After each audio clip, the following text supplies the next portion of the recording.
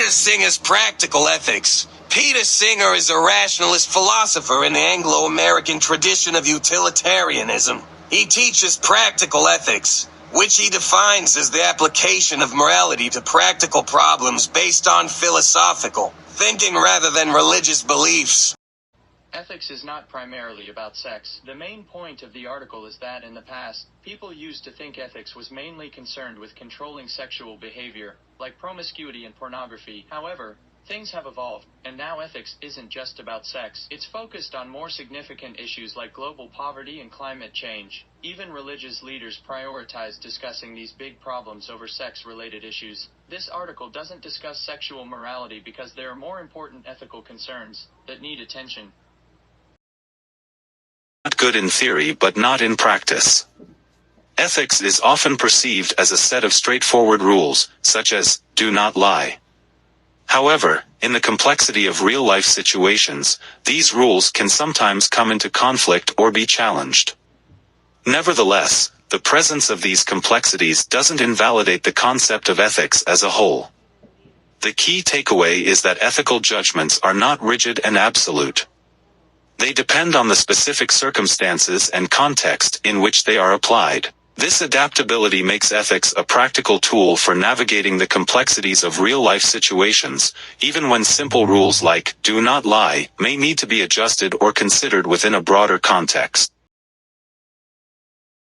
Ethics is not relative to the society in which you live in. Peter Singer is also arguing against the idea that ethics depends entirely on the society you live in. When we say relativism, it is pointing to a belief that what is true or right can vary from person to person or from one person to another. It suggests that there are no absolute or universal truths. Instead, what's considered true or morally right depends on individual perspectives, cultural beliefs, or specific circumstances. Relativism acknowledges that there can be different viewpoints and no single one-size-fits-all truth or morality.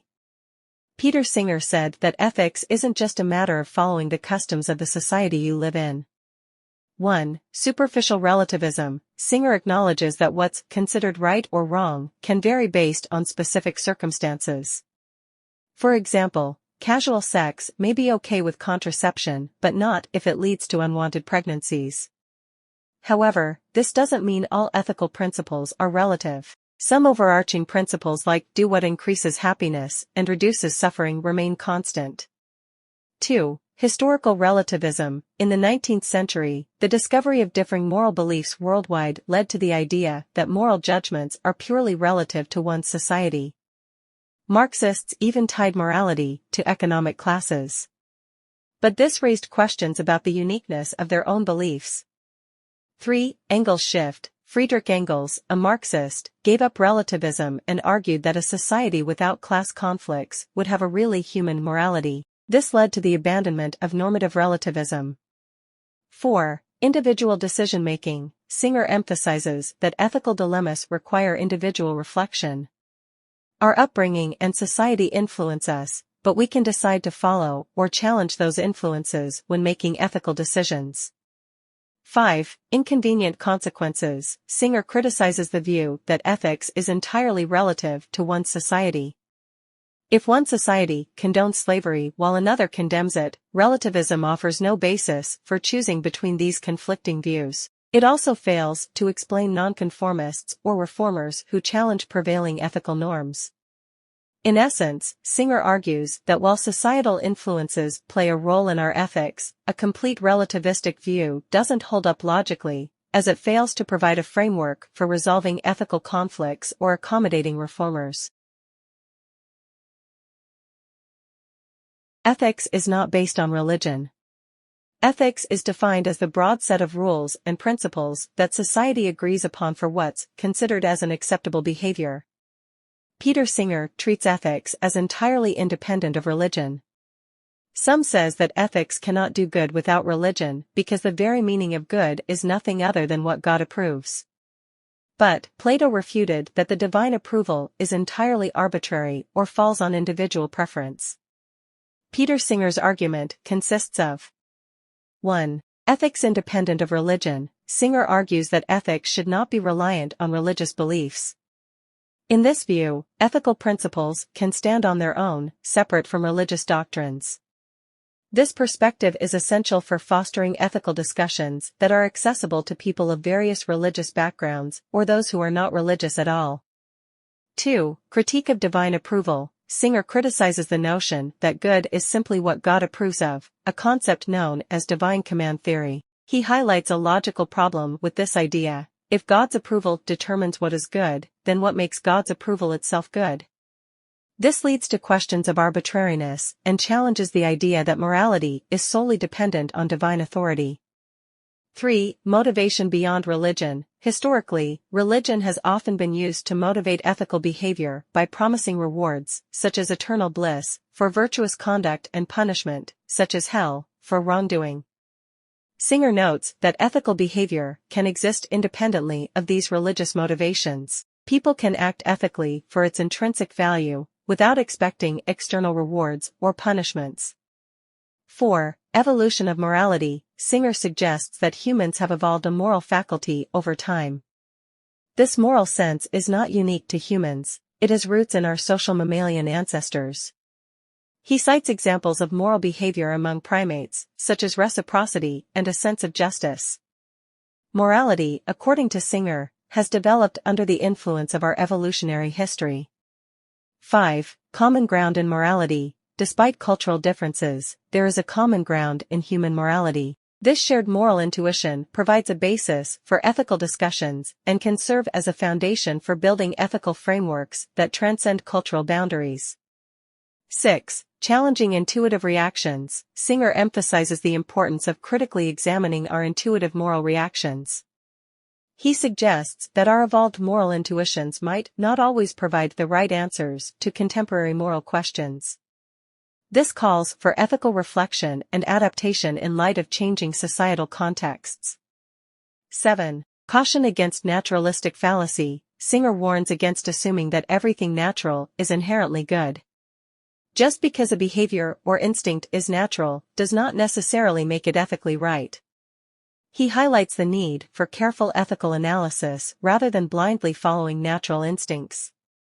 8. Freedom from God and nature. Understanding the origins of morality, as discussed by Singer, allows us to free ourselves from the influence of both religious doctrines and naturalistic assumptions. It encourages us to critically evaluate our moral intuitions, adapt them as needed, and build ethical systems that align with our evolving understanding of ethics and the changing world.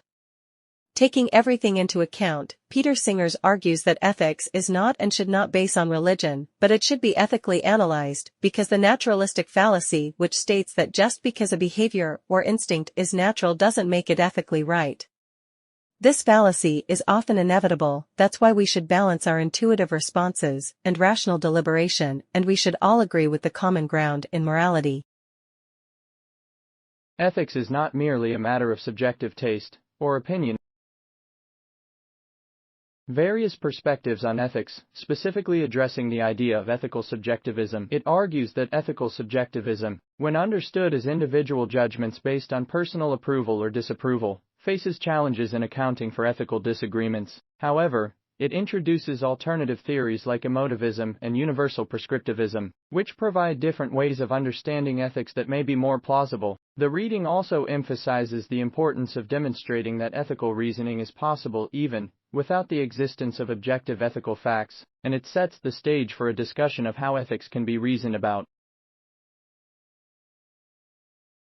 Ethics, as viewed here, emphasizes the role of reason in ethical decision-making. While it's just one perspective on ethics, it's a plausible one. This view underscores the importance of defending and justifying one's actions as a key component of ethical living. Ethical judgments, arguments about ethical issues, and adhering to ethical standards all revolve around this central notion. To distinguish ethical from non-ethical behavior, it's insufficient to solely rely on whether individuals adhere to conventional ethical norms. Instead, it's essential to consider whether they can offer justifications for their actions. Even unconventional ethical beliefs, when justified, can be considered ethical by this standard. Furthermore, ethics, in this perspective, entails a universal point of view that goes beyond personal preferences. It involves considering the preferences and well-being of others, treating them with equal regard. This leads to a form of utilitarianism known as preference utilitarianism, which suggests that ethical decisions should aim to maximize the preferences of all affected parties. However, it's acknowledged that there can be various ethical theories beyond utilitarianism, such as those based on individual rights, fairness, or justice. The challenge lies in substantiating these theories with strong ethical arguments. In conclusion,